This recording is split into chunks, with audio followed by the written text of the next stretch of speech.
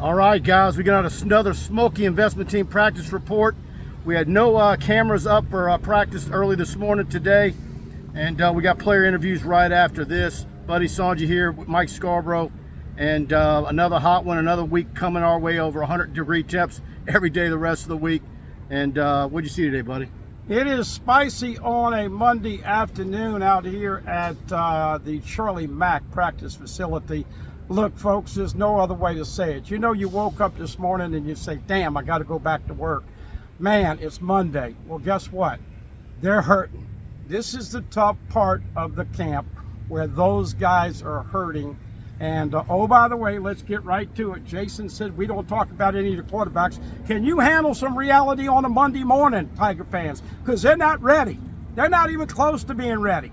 Jaden Daniels is back there once again. He's not going through his progression of reads, so he's got a long way to go. The ball's floating on Nussmeier. We can go on and on and on, trying to give you reality of it. Jason wanted to know what we see on the quarterbacks. We'll start to see on Saturday. Once we get to Saturday, I think you'll get a better idea. But, Mike, it's hot. Everybody's happy. And, oh, by the way, nobody saw Denver Harris out there. I don't know if he's hurt or if he's AWOL or whatever, but he's not in the mix at corner. So I had a little man to sausage this morning, so I apologize for that. Yeah, Buddy brings up the quarterback situation, and Jacques asked me out there, he said, man, what's your take on how the quarterbacks look? I said, man, it's hard to tell right now until we get to see that scrimmage on Saturday to really know what we're looking at. And you're also at that juncture where you're getting close to the midway point, and I think maybe some guys are looking for that second win to kick in.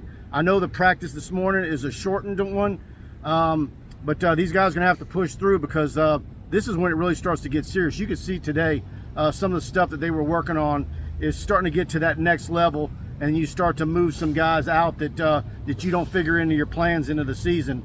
There was a lot. I just noticed in some of the groupings that they were getting a lot more serious about who was where, because it's, you know, you're starting to get close to that third week of camp, and you got to start planning for Florida State. Look, I'm just giving you the analogy. Did Kim Mulkey have her national championship team playing at a great level at the beginning of the year? No. Pretty good, but not. Jay Johnson, 12-0, and then went through a bump in the road. This is the bump in the road. This is when you've got to gut through it, see who wants to be great, not good, see who wants to max out on every rep, not just get through it.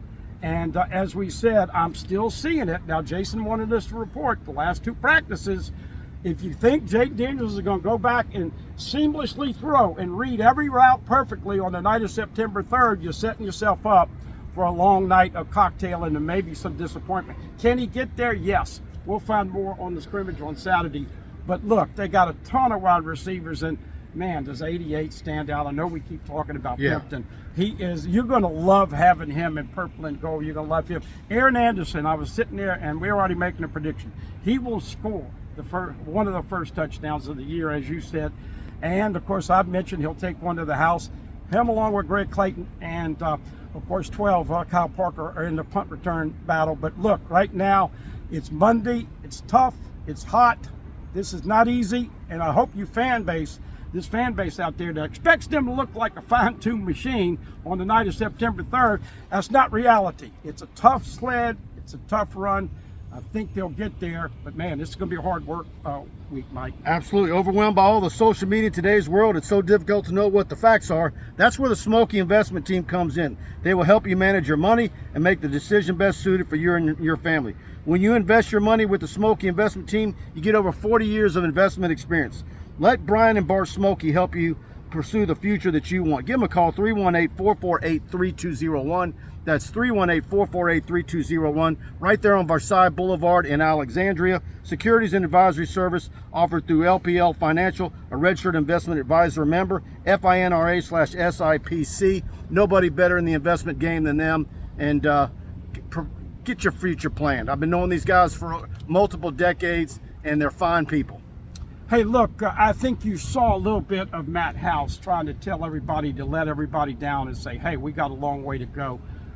Defense, you're going to have to lean on 15 and 19. Sage Ryan is going to play a lot at the beginning of the year. Greg Brooks, once again, limited.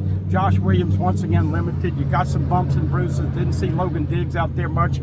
So this is the time where you be smart, and you're not going to hurt a guy to get him out into work. year, but 15 and 19. Oh, by the way, 22 and 24, I think, are still your starting two corners.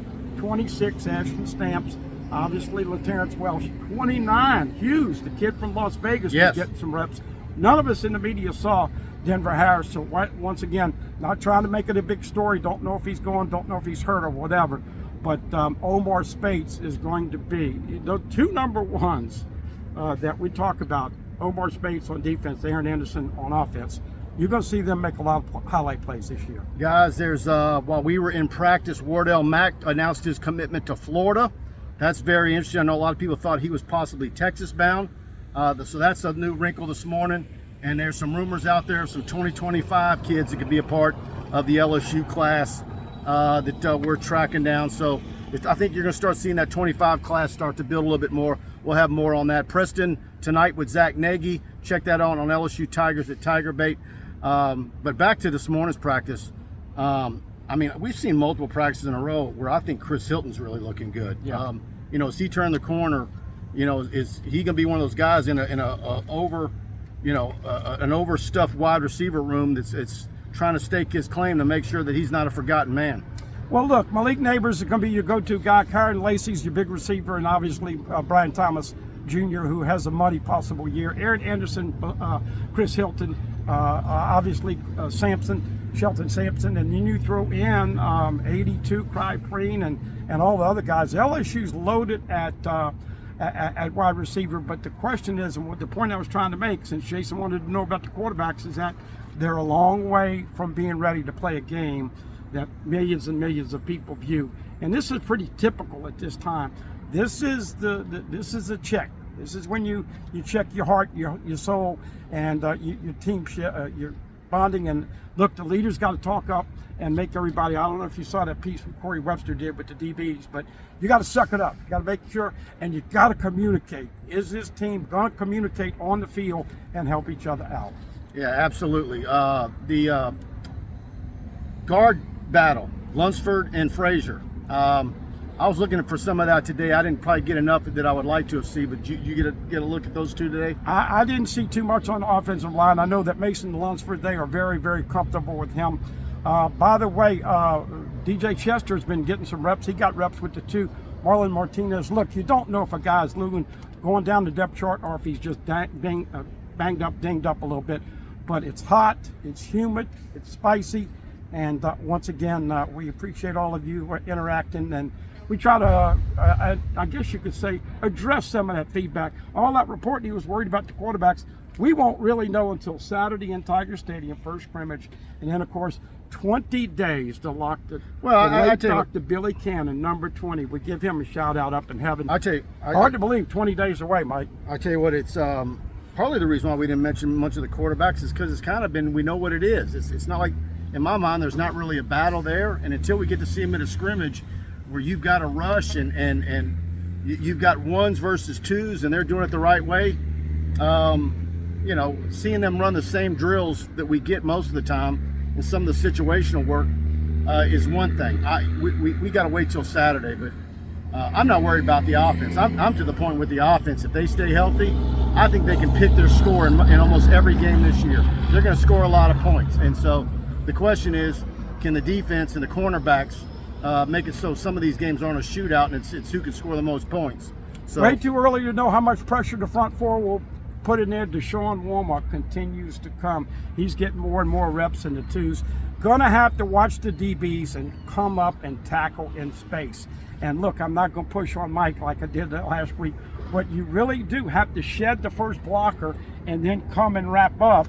And of course, as we know, Florida State with Travis is going to dink and dunk. They got a big 6'7" wide receiver. They got the kid from Opelousas coming over from Michigan State. So I think you're not going to see a lot of excitement from these LSU coaches as it gets closer and closer to the tip-off of the 2023 season. 20 days away. Guys, if you're enjoying this practice report, hit the like button, and also give my friend Brittany and her staff over at Drip IV a call. Call them at 225-256-364 on Perkins Row. Go in there and get an IV. Get hydrated. They've got it all set up for you. Walk-ins are welcome right next to Iverstein Farms in Sushiama. right there on Perkins. Nobody does it better than Drip IV. Tell them you heard about them on TigerBait, and they're going to give you a 10% off your drip. So anything else you want to add? Hit that like button, guys. Hit that like button if you enjoyed. Subscribe, notification bell. And Mike Scarborough here with Buddy Songy. Thank you guys for tuning in each and every report. Thank you.